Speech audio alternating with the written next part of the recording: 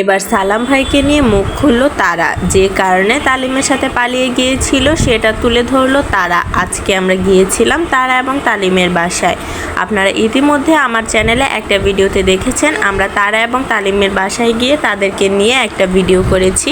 তো তারপর থেকে অনেকেই জানতে চান যে আপু তারা এবং তালিমের সর্বশেষ ফাইনাল আপডেটটা জানতে চায় এবং তারা বর্তমানে কোথায় আছে এবং কেমন সংসার করছে, এবং সালাম ভাইয়ের বিরুদ্ধে তারা এবং তালিম কি কিছু বলেছে কি না, বা সালাম ভাইকে নিয়ে তাদের মন্তব্য কি, এবং তারা কি কারণে সালাম ভাইয়ের বাসা থেকে পালিয়ে গিয়েছিল, এইসবই জানতে চায় অনেক আপুরা। তো সেই জন্য আমরা আজকে আরেকটা ভিডিও নিয়ে এসেছি তারা এবং তালিমকে নিয়ে।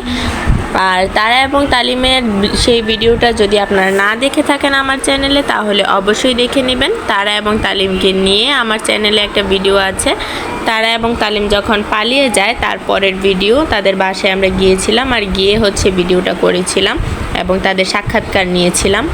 তো হ্যালো এভরিওয়ান, আসসালামু আলাইকুম, welcome back to our new blogs and welcome back to our channel. আশা করছি আপনি যদি আমার চ্যানেলে নতুন হয়ে থাকেন তাহলে দয়া করে চ্যানেলটাকে সাবস্ক্রাইব করে দিবেন, প্লাস ভিডিওটাতে একটা লাইক দিয়ে দিবেন। সম্পূর্ণ ভিডিওটা না দেখে কেউ কোনো ধরনের কমেন্ট করবেন না, এবং সম্পূর্ণ ভিডিওতে আপনারা দেখতে পাবেন তারা এবং তালিম বর্তমানে কেমন আছে। তো প্রথমে আমি আপনাদেরকে বলতে চাই, প্রায় বেশিরভাগ আপুরাই আমাকে মেসেজ দেয় যে আপু তারা এবং তালিম কী কারণে সালাম ভাইয়ের বাসা থেকে পালিয়ে গিয়েছিল। তো সেটার একটা সাক্ষাৎকার আমরা নিয়েছিলাম তারা এবং তালিম পালিয়ে যাওয়ার পর তাদের বাসায় গিয়ে। তো সেটা আমি আজকে আপনাদের সবার সাথে শেয়ার করব। অনেক আপুর রিকোয়েস্টে আজকের ভিডিওটা তৈরি করা। সালাম ভাই এবং শম্পাপুর যখন কোনো সন্তান হচ্ছিল না তখন তারা কিন্তু সবসময় দান সৎকা করে থাকেন। তো তাদের যখন সন্তান হচ্ছিল না তো তারা একটা গ্রামে গিয়েছিল তখন তারাকে অসহায় অবস্থায় পেয়ে সালাম ভাই এবং শম্পাপুর মনে অনেক দয়াময় হয়েছিল, যার কারণে তারাকে নিয়ে এসেছিল এবং তারা সব ধরনের ভরণ পোষণ সালাম ভাই এবং শম্পাপুই বহন করতো। তো সালাম ভাইয়ের বাসায় কাজ করতো তালিম। তো তালিমের সাথে তারার একটা সম্পর্ক হয়ে যায়। তো সম্পর্কের এক পর্যায়ে তারা বুঝতে পারেনি, বা তালিমও হয়তো বা বুঝতে পারেনি। তো তারা কিন্তু তারার বিয়ের আগেই প্রেগনেন্ট হয়ে যায়। তো যার কারণে সালাম ভাই সেটা জানে না, তবে সালাম ভাইকে তারা জানায়ও নি।